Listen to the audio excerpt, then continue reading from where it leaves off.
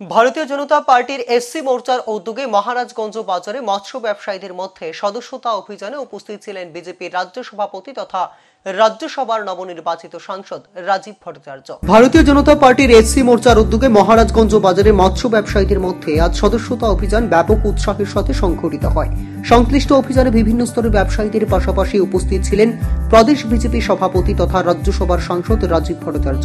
পূর্ব নির্ধারিত সিদ্ধান্ত অনুযায়ী আজকের এই সদস্যতা অভিযানকে সাফল্যমণ্ডিত করার জন্য সকাল থেকে বিভিন্ন স্তরের ব্যবসায়ীদের মধ্যে দারুণ উৎসাহ পরিলক্ষিত হয়। নিজের আলোচনায় অংশগ্রহণ করে রাজীব ভট্টাচার্য সদস্যতা অভিযানকে অত্যন্ত তাৎপর্যপূর্ণ আখ্যায়িত করতে গিয়ে দাবি করেন, এই সময়ের মধ্যে বিজেপি নেতৃত্বাধীন সরকারের আমলে ত্রিপুরা রাজ্য সহ গোটা দেশ উন্নয়নের দিকে ধাবিত হচ্ছে। বিশেষ করে নরেন্দ্র মোদীর বদান্যতায় গোটা ত্রিপুরা রাজ্যের যোগাযোগ থেকে শুরু করে আর্থসামাজিক ব্যবস্থার ইতিবাচক পরিবর্তন হয়েছে বলে রাজীব ভট্টাচার্যের বক্তব্য। এই বক্তব্যের সমর্থনে শ্রী ভট্টাচার্য ত্রিপুরা রাজ্যের আন্তর্জাতিক বিমানবন্দর থেকে শুরু করে রেল পরিষেবার ইতিবাচক মান সহ পরিকাঠামোগত বিভিন্ন উন্নয়নগুলোকে তুলে ধরে আলোচনা করেন।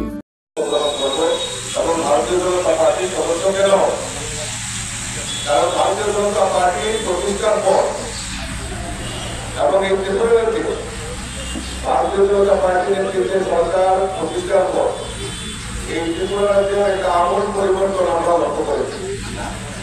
আমাদের দেশের যশস্বী প্রধানমন্ত্রী নরেন্দ্র মোদী আমাদের এই ত্রিপুরা রাজ্যকে উন্নয়নের শিখরে পৌঁছে দেওয়ার জন্য উনি আপ্রাণ প্রয়াস করছেন।